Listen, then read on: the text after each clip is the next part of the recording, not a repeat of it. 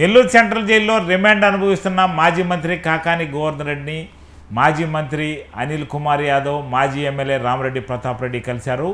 వీరిద్దరికీ ప్రోటోకాల్ లేకపోవడంతో సాధారణ ములాఖతుల వారు కలిశారు. సాధారణంగా ఆయన గ్రిల్స్ మధ్యలో నుంచి అనిల్ ప్రతాప్ రెడ్డితో కాకాని మాట్లాడారు. పార్టీ విషయాలు చర్చించారు. కొంతసేపు సాధారణంగా వీరిద్దరూ చర్చలు జరిపిన అనంతరం వెనుదిరిగారు. అయితే ఇక్కడ ఎమ్మెల్సీ పర్వతరెడ్డి చంద్రశేఖర్ రెడ్డి మాత్రం లోనికి ప్రవేశించి జైల్లోకి వెళ్ళి ములాఖత్ అయ్యారు. ఆయన ప్రోటోకాల్ ఉన్న కారణంగా ఆయన ములాఖత్కు అనుమతి ఇచ్చారు. నెల్లూరు సెంట్రల్ జైల్లో రిమాండ్ అనుభవిస్తున్న మాజీ మంత్రి కాకాని గోవర్ధన్ రెడ్డిని మాజీ మంత్రి అనిల్ కుమార్ యాదవ్, మాజీ ఎమ్మెల్యే రామరెడ్డి ప్రతాప్ రెడ్డి కలిశారు. వీరిద్దరికీ ప్రోటోకాల్ లేకపోవడంతో సాధారణ ములాఖతుల వారు కలిశారు. సాధారణంగా ఆయన గ్రిల్స్ మధ్యలో నుంచి అనిల్ ప్రతాప్ రెడ్డితో కాకాని మాట్లాడారు. పార్టీ విషయాలు చర్చించారు. కొంతసేపు సాధారణంగా వీరిద్దరూ చర్చలు జరిపిన అనంతరం వెనుదిరిగారు. అయితే ఇక్కడ ఎమ్మెల్సీ పర్వతరెడ్డి చంద్రశేఖర్ రెడ్డి మాత్రం లోనికి ప్రవేశించి జైల్లోకి వెళ్ళి ములాఖత్ అయ్యారు. ఆయన ప్రోటోకాల్ ఉన్న కారణంగా ఆయన ములాఖత్కు అనుమతి ఇచ్చారు.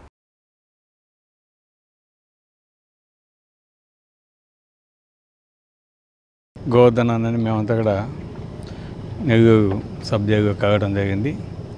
తెలుగుదేశం ప్రభుత్వం ఏ విధంగా వైఎస్ఆర్ కాంగ్రెస్ పార్టీ ముఖ్య నాయకుల మీద అక్రమ కేసులు బనాయించి ఈరోజు హరాస్మెంట్ చేస్తుందో ప్రతి ఒక్కరు కూడా గమనిస్తున్నారు. ఇది చాలా అన్యాయం, దారుణం. ఎందుకంటే ఇటువంటి కక్షపూరితమైన కార్యక్రమాలు ఎప్పుడు కూడా చేయటం మంచిది కాదు. మన రాష్ట్ర అభివృద్ధికి కూడా అది విఘాతంగా ఉంటుంది. ఇటువంటివి తెలుగుదేశం ప్రభుత్వం కావచ్చు, చంద్రబాబు నాయుడు గారు కావచ్చు, అదేవిధంగా ఇతర ముఖ్య నాయకులు కావచ్చు, అందరూ కూడా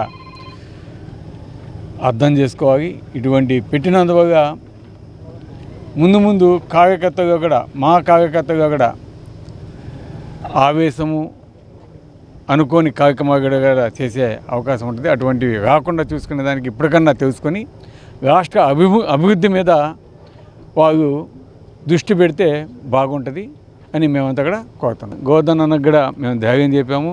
ధైర్యంగా ఉండన్నా తప్పకుండా న్యాయం గెలుస్తుంది. తప్పకుండా మీరు నిర్దోషిగా బయటకు వస్తారు. మీ వెంట మేమంతా కూడా ఉన్నాము. మీకు అధైర్యపడొద్దు అని కూడా చెప్పడం జరిగింది.